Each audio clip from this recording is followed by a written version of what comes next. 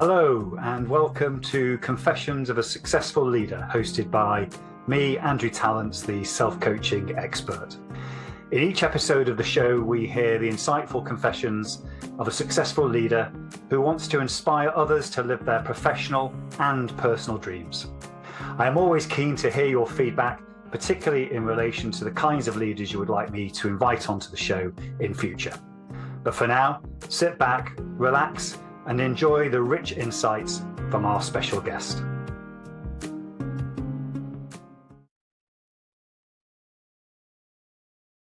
Hello, and welcome to another episode of Confessions of a Successful Leader, hosted by me, Andrew Tallents, the self-coaching expert. I'm delighted that Alistair Dormer has joined me in the studio today. Alistair, welcome. Hi, thanks, Andrew. Thanks for having me. Yeah, good to see you today. Well, our audience knows that we always start by asking the first question to get to know you a little bit. So tell the audience a little bit about who you are, Alistair. Okay. Well, in terms of my job, I currently run about 30% of Hitachi. Doesn't mean a lot to most people, but it's a huge company. So I'm responsible for 4 of those big businesses, which is in the energy sector and in the mobility sector. Put that into perspective, it's about $25 billion annual revenue, around 70,000 people, and 55 countries around the world. So pretty broad-based. I live in the UK now. I used to live in Japan. Married to Emma with 3 kids and a dog. And that's probably about it. Excellent. And our guests always do this because they talk to us about the professional and then gives a bit of background about family. But when you're not working, we all have to switch off and re-energize and just recharge the batteries. What is the first thing that you go to outside of family? Generally, meeting up with friends. I play sport, still play football, I believe it or not, at my age. Go running. I'm in a running club, play golf. Other than that, spending a lot of time with the family. Yeah. And in terms of football, I love my football too. What were you when you started playing football in terms of your best position, and what does it move to now? Well, probably like everybody else. I dreamt of being a striker, but played in midfield, worked my way back as the pace just drops off. So now I play very much at the back. I only play 7-a-side these days with a lot of youngsters. So I think when you get a little bit older, you can read the game, get the ball and give it to them to run. So that's what I enjoy these days.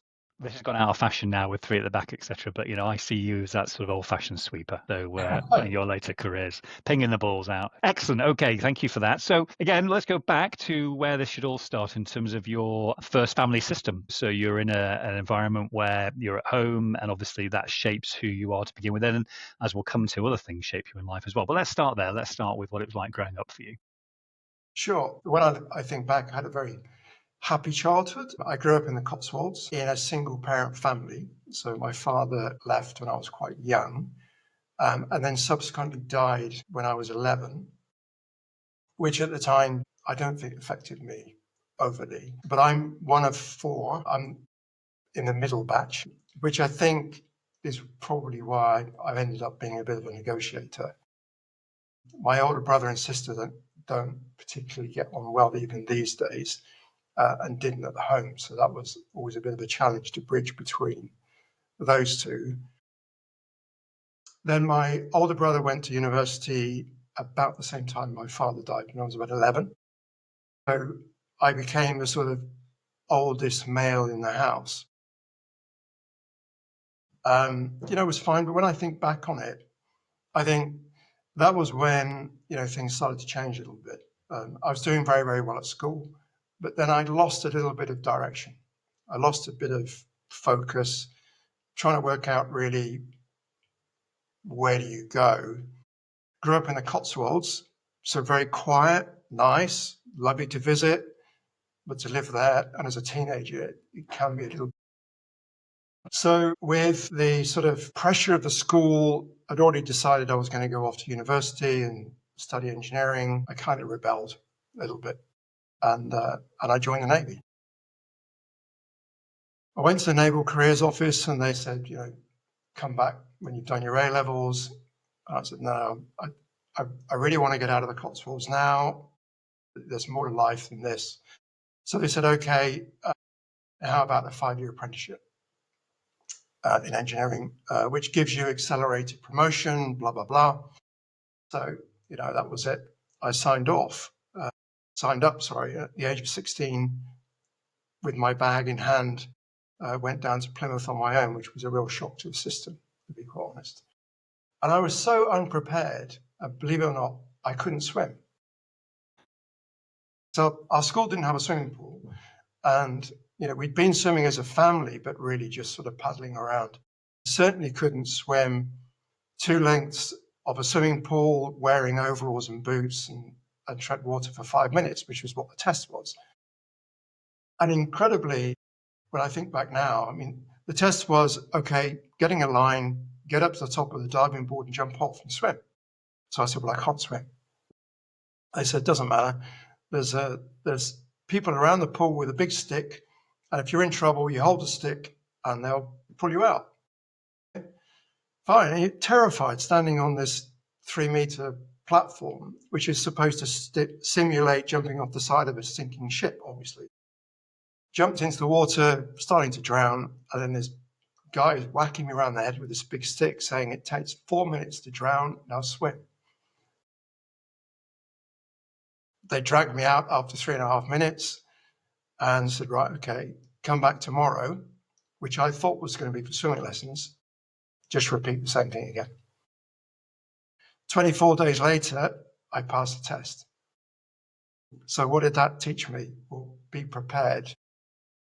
If you're going to go into something, think it through properly and be prepared. And secondly, if you're going to achieve something, you've really got to work on it.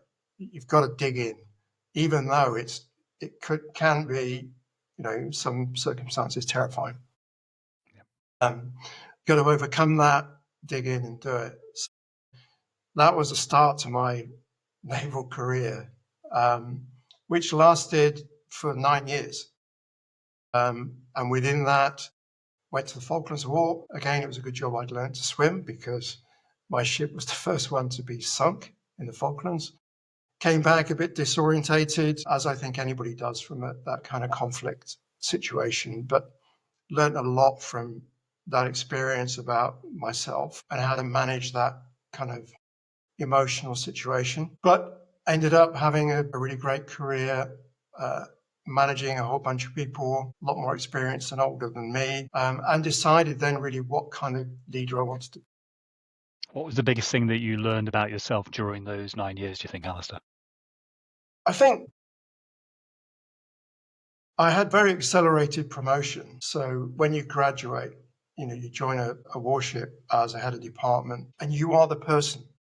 So there is nobody else. You are the kind of the last man standing. I was looking after all of the radar and computer systems, which is basically the ship requires all of that for its self-defense. And we went straight to the Persian Gulf. I was head of department. System fell over more or less straight away because it was pretty unreliable. And, everybody from the captain down is staring at me saying, okay, what are you going to do about it? So I learned that responsibility, but I also learned how to use the team because the team were vastly more experienced than me. And they didn't volunteer information at the beginning. They kind of looked at me to say, well, okay, what kind of leader are you going to be? And I quickly said, has anybody seen this before? And one of the guys said, well, yeah, I've seen something similar. I said, right, okay, well, let's try that. We tried that out. It worked. We fixed the whole system. The captain came down saying, well done, great job, brilliant. And I said, well, actually, it was George over here, came up with a solution. Really, really great idea. We fixed it. That guy suddenly came alive, as did the rest of the team. They'd had a bit of recognition. They were then volunteering ideas. I encouraged that. So I learned that I wanted to be an inclusive leader. I wanted to lead by inspiring people to do whatever they can, to release their capability, because I find some leaders that they kind of suppress people's ideas, or they look for people that fit a certain mold. I kind of liked that diversity in the team and encouraged that diversity of ideas. Super. So you came out a bit disorientated, but really clear about the kind of leader that you wanted to be, because you'd seen how you could be in that sense with still lots to learn. What happened then? How did you reorientate at that point? A tour on a warship as head of department, I ended up in a teaching job, which I didn't really want to do, but I quite enjoyed it. Again, it was interacting with people to try to encourage them and bring them along. But I felt as though I'd done what I needed to do in the Navy. Why continue doing the same thing? I really wanted to experience something different. So I left the Navy and I joined the aerospace industry. Originally as an engineer. Engineering is fine, but I'm better at actually encouraging other people than actually designing stuff myself. So I moved quite quickly into support engineering organization, then working with the sales team, traveling around the world, meeting lots of different cultures, different people. Really enjoyed that cultural interaction and working out with the sales team how to do deals, sort of contract negotiation, engagement, which I had to work very hard at because I didn't know the first thing about airplanes when I joined. But towards the midpoint of my aerospace career, I joined the sales team, which was interesting because I was the only engineer, all the others were pilots. But that again was a great experience because they didn't particularly welcome me into the team because they didn't really want engineers to be sales guys. So I had to prove myself. So again, that was, okay, I'm going to prove you wrong. I'm going to look to do things in a different way. And I found the opportunities and ended up doing a huge deal in South Africa, working with a wide range of team and again, using all of their skills and knowledge and capabilities to deliver a great outcome for the company. So, I'd done that. I was very happy with that. I was on a great career trajectory. And then I had a call saying, would you like to join the railway industry? I thought, well, no, not really. But I'd been at aerospace for 12 years and I thought, do I really want to stay pigeonholed in this industry? I went to look at the company that offered me the job. It looked to be pretty shambolic in the way it was being managed. I was offered the job, called up a few of their customers and said, what's this company like? And they said, don't go there. It's not doing well. Okay, why not? I listened. So I went back to them and said, actually, no, I don't want the job. Thank you very much. And they said, well, look, we were very impressed with you. Why don't you join us to head up our strategy department and look at really changing and restructuring the way we do things? That's an interesting job. Never done that before. Okay, let's go and do that. I studied the business for 6 months. I went to the CEO who was in Paris, explained what we needed to do, at which point I thought I was going to be fired because there was no acceptance of the state of the business. And I felt as though I was giving a message that was really not wanted. Fortunately for me, they hired a consultant to do the same job. Quite often happens in business, and they came up with exactly the same conclusions. I got promoted, running a change program, fine. But it was a change program in the wrong direction for me because it was downsizing, restructuring, closing. I'm not that kind of guy. I'm a business builder. Then had a call from Hitachi. Said, we believe you know a lot about the rail industry, which I didn't. But we're trying to break into the European market. We don't have anything outside Japan. Would you be interested? At which point I said, well, how long have I got? Because nobody really knows the brand in that sector. It's a TV business as far as the UK's nationals are concerned. And they said, 5 years. We have a long-term view, and we're prepared to take your guidance. We've tried 3 times. We bid the cheapest price, best terms and conditions, and we can't win. So we need somebody to guide us. So that was it. I joined Hitachi. Fascinating company. Very small team. Just me and 3 Japanese engineers. They couldn't speak English. I couldn't speak Japanese. Okay, where do we start? But, it was great because I then spent a lot of time with customers saying, what do we need to do? And they all said, look, we like the brand. We like bullet trains. We believe there's something there, but we don't really know what you guys can offer. If you can get inside it, then we really believe that Hitachi can offer something. What I wanted to do, and what I'd learned from the rail industry, was it was quite naive after privatization. There were a lot of promises that weren't being fulfilled. There's a lot of commercial naivety. There was a huge amount of consultants and lawyers involved, as there is in a post-privatization type breakup of the industry. And I wanted to do the right thing. And I wanted to be honest. I wanted to offer a different way of saying, this is actually right, this is fair. We'll take risks that we can take, but we won't take risks that we can't take, and we won't give promises that we can't.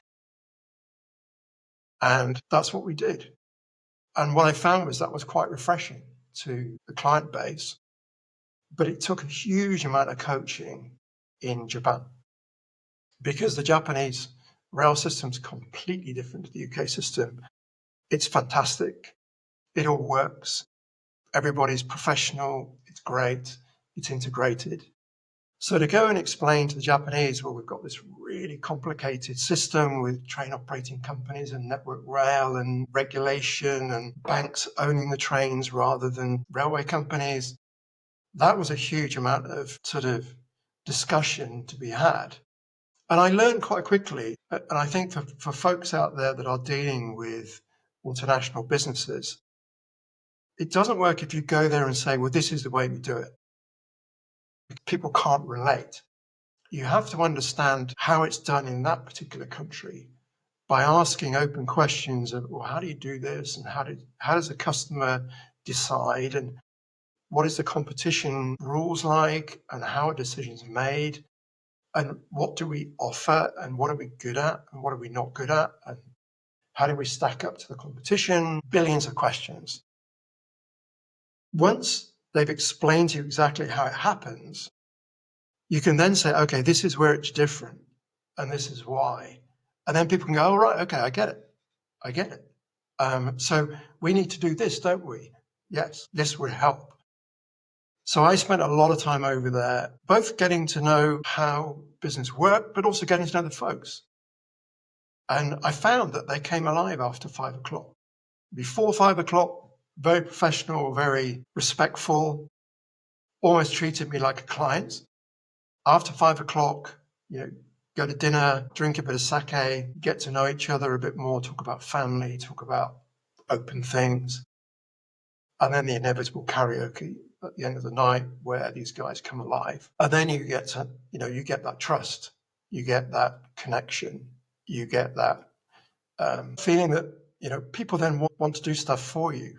It doesn't matter where you sit in the organization in terms of rank or status, or you develop that friendship and then you're doing things for them, helping them, and then they're repaying you with favors to help you out and give you that extra little bit, that extra mile to do it. And we were successful. We broke into the market. We got a great team supporting us. But again, there was still a little bit of misunderstanding because my boss said to me, well, great, we won this deal, so you're going to project manage it. And I said, I don't think so. I've done project management, but it's really not what I'm good at. We need a professional project manager. And they said, okay, we'll go and get one. So I did. I hired a professional project manager who was, again, a brilliant member of the team. And I learned then, an important thing that when I eventually became the CEO, you need people to manage today so that you can spend time thinking about tomorrow. So I had to think about how we build a bigger organization. How do we win the next? What do we need to do in order to win next and big, and where do we expand? And I needed to trust the team to deliver today. And I also learned that they were very good at delegating up. So they would quite often come to me and say, what do we do about this? And to begin with, it's easier and quicker to say, well, do this, do this, do this, do this. But as the team gets bigger and bigger and bigger, you just can't do it. So it's there saying, okay, what do you recommend we do? Well, I think we could do this or this. Okay, so those are the options. What do you recommend? I think we should do this. Why? Because. Okay, then go and do it if it makes sense. And then what did we learn from it? And we made mistakes, of course, but I'm not a fiery character that shouts and gets upset with people. It's like, right, okay, we've got a problem. What do we do? How do we move on from it? How do we solve it? But what have we learned from it so that we don't make the same mistake again? And that grew the competence of the team enormously, to the point where they just didn't need to come to me anymore. And occasionally when they did drop one, it would be, right, okay, what do we need to do? Okay. I ended up normally being the one who would go and apologize to the customer or customers, which again is another role of the CEO. But they were the guys that fixed it. So that was a tremendous learning. We then expanded. We won a huge, huge deal, which again was quite difficult to get through with Japan, because not only was it a bigger deal, it was a $10 billion deal. It was huge, biggest deal in Hitachi's history. We had to finance it. We had to maintain the trains, deliver them. And those trains are running around now on Great Western, on the East Coast. Everything behind that, or let me rephrase that, the customer drives the trains and sells the tickets. Everything else is done by Hitachi at our risk, which was a huge risk for Hitachi to take. And it took a lot of persuading of the senior management to do that. The deal got delayed because of the transition to the Conservative government in 2010, and then austerity, the financial crisis. So to raise $4.5 billion on the capital markets again was a great learning experience of how to do that. So we ended up with a consortium of 14 banks. Negotiating between all of those was like a game of whack-a-mole to try and get them all in the same room at the same time. But we got there. Did the deal. By then, the CEO of Hitachi had changed. And I learned something new here, because I went to see him sort of feeling all great. We've done this big deal, wanting a kind of pat on the back, really, I guess, arrogantly. And he said, all right, great. What's next? And I was a little bit taken aback, thinking, does he realize how bloody hard this has been to do this massive deal? But actually what he was doing was he was encouraging me to lift the headlights again, look to see where you've got to go, which is what I did. And by then I'd been made the CEO of the business unit, first non-Japanese CEO of an Hitachi business. Big challenge. Not everybody was happy about that, which brought me back to, being appointed to a sales guy in a pilot's world. How do you overcome that sort of acceptance issue? And again, it was about proving, but building relationships, building trust, making sure that everybody felt valued. But also at that point was making sure that everybody understood their roles and responsibilities, which again was a learning point, I think, from the military. Everybody's got a very clearly defined role, and sometimes two different hats. You may be an engineer by night, but in a combat situation, you may also be a medic or whatever. The organization at the time was a little bit confused.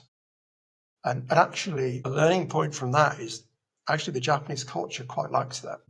They quite like a bit of ambiguity within the team because they very much operate as a team, not as individuals.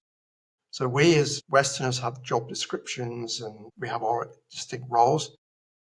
Japanese folks tend to join a company almost like a club, and then the company decides their career all the way through until they eventually leave the company when they retire, which is a very alien culture to us in the West. But you have to respect it. You can't change it. So live with that, but encourage that. Who is going to be really responsible? Who needs to be consulted, which is wider than, who's accountable, and going through that kind of RACI or whatever the acronym is that folks use to define the organizational responsibilities was important. Understanding that culture, though, was very important because we then went and bought an Italian company. And, mixing the Italian culture with the Japanese culture, with the British culture, was again an extremely interesting experience. But what I did with that, and again, I think many people go through acquisitions, and the people that are acquired are looking at the acquirers to say, okay, what do you want us to do? You bought us, where do we fit in? Where's it going? I saw it very much as a merger because we were buying a company that probably got as many people that we had. It was just in a bit of a distressed state, but we knew what we thought we needed to do to fix it. We needed to give it some Japanese quality, and we needed to give it a little bit more volume in order to make sure that they're absorbing all of their fixed costs. We could reduce some of their fixed costs as well if I worked with the unions. So again, we brought some of the Italian leadership into my leadership group.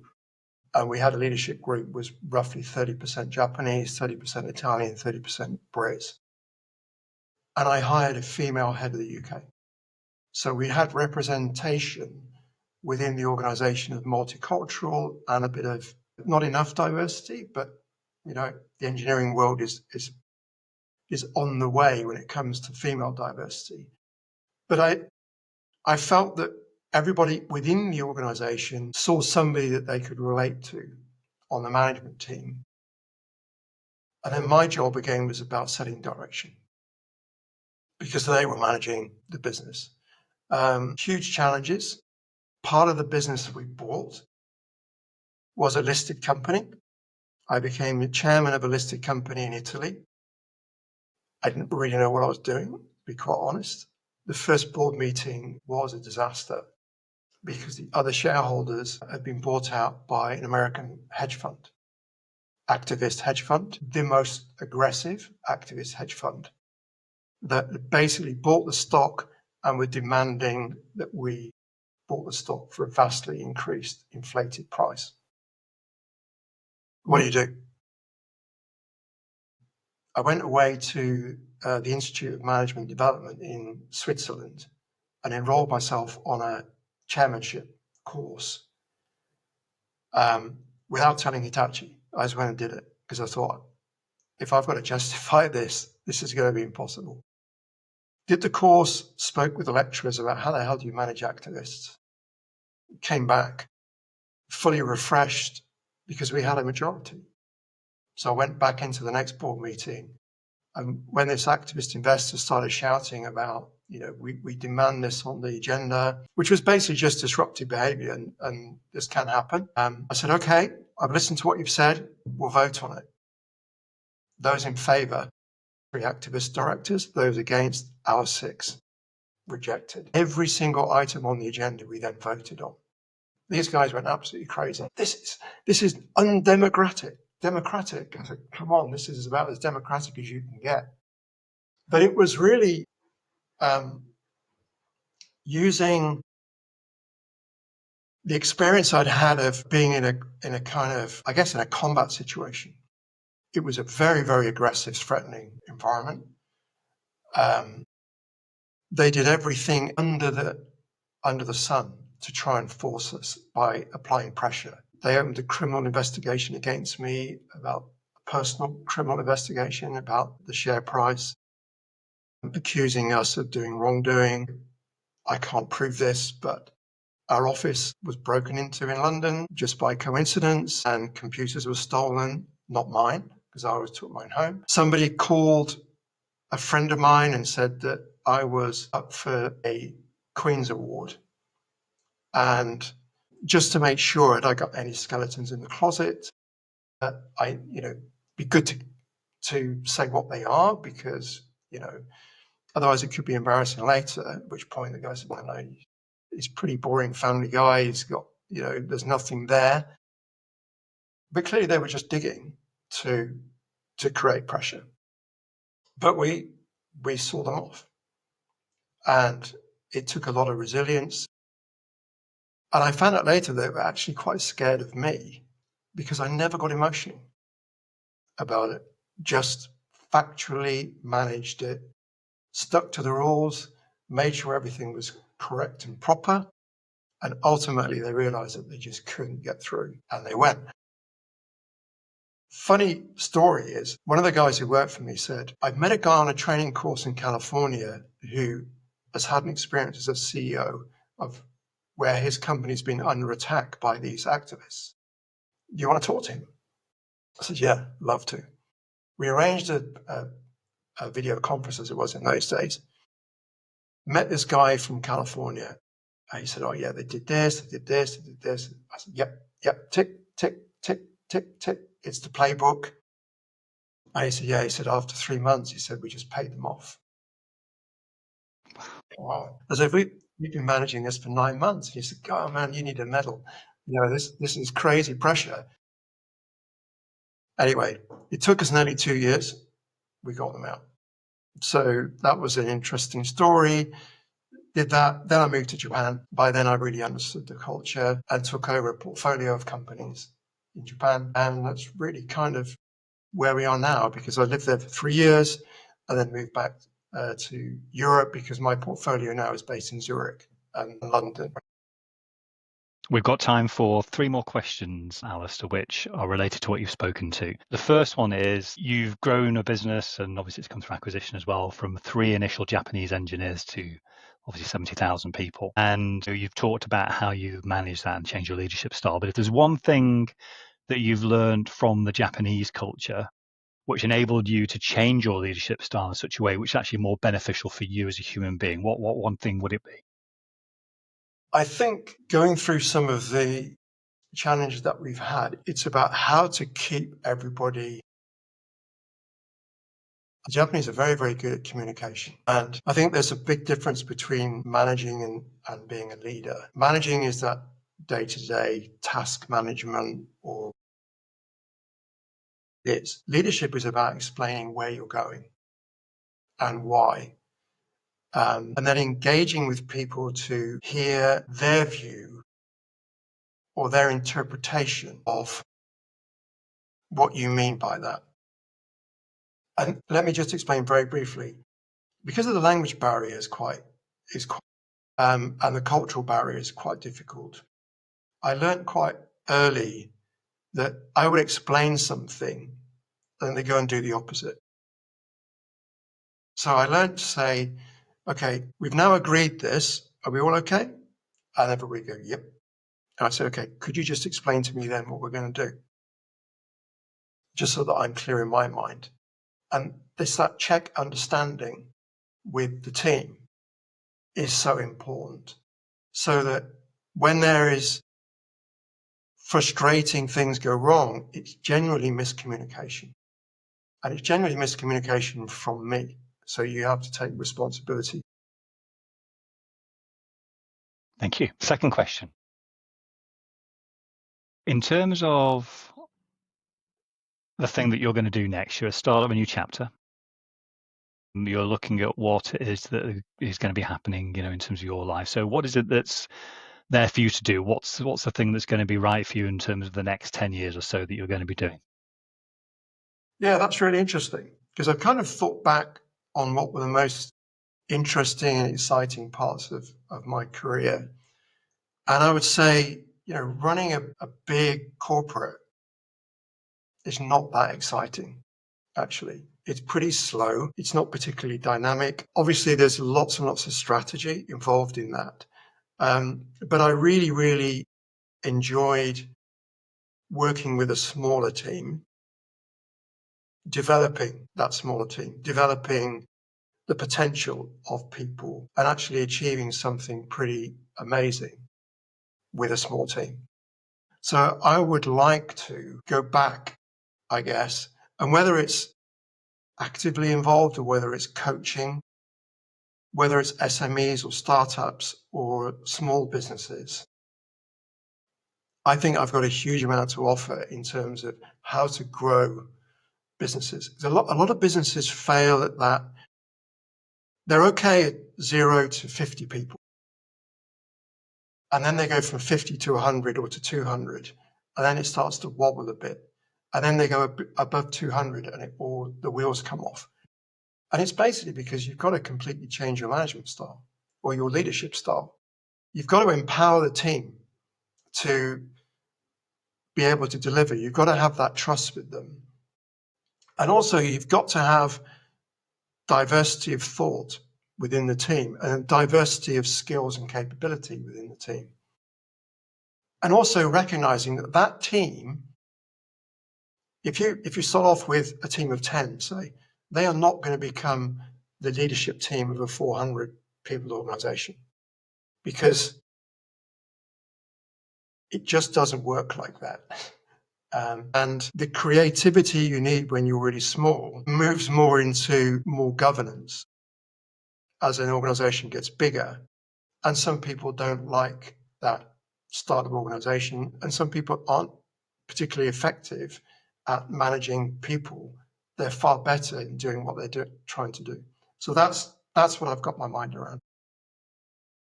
Excellent. Well, I've really enjoyed listening to your story, all from the childhood that you had, and then obviously in the Navy, and then moving through the various roles that you had in leadership. So thank you for sharing that. But I'm sure the audience would like me to ask you this one final question on the tip of their tongues. What was your go-to karaoke song when you were in Japan that you knew was going to be working for you every single time?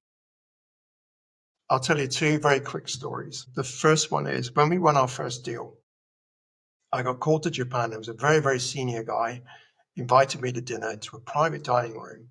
There's me, my Japanese colleague, and this quite elderly Japanese leader. We had a very polite dinner. I was on my best behavior. I had one glass of wine. At the end of the dinner, he said, Ali-san, which is what they call it. Ali-san, do you like karaoke? So not wanting to be rude, I said, yes, of course. And he said, oh, great. And he clapped his hands and they wheeled in this karaoke machine. And they gave me a book and said, sing. Now, singing in front of a bunch of drunken mates is okay, but singing in front of two people in a room is terrible. So my trick is you've got to sing a song that everybody knows, because then they join in and it drowns out your voice. So if you go to Southeast Asia in particular, it sounds a bit boring, but anything from the Beatles or anything from, or even, especially in Japan, they seem to like American rock, which is, not that popular in the UK, I don't think. But if you're going to go out there, sing something that they all know the words to. Don't try and be cool and sing something from the latest top 40, because everybody will just look at you with blank stares. Love it. Well, Alistair, on that note, we'll say thank you very much for being on the show today. I really enjoyed having you on. Thank you, Andrew. I hope you enjoyed this episode of Confessions of a Successful Leader. You can access all previous episodes of the show at confessionsofaSuccessfulLeader.com. If you are interested in finding out more about conscious leadership and self-coaching, just type in Andrew Tallents into LinkedIn or your favorite browser, and you'll find my contact details and all the content that you need. Until next time, don't forget to stay present, curious, and above all, conscious.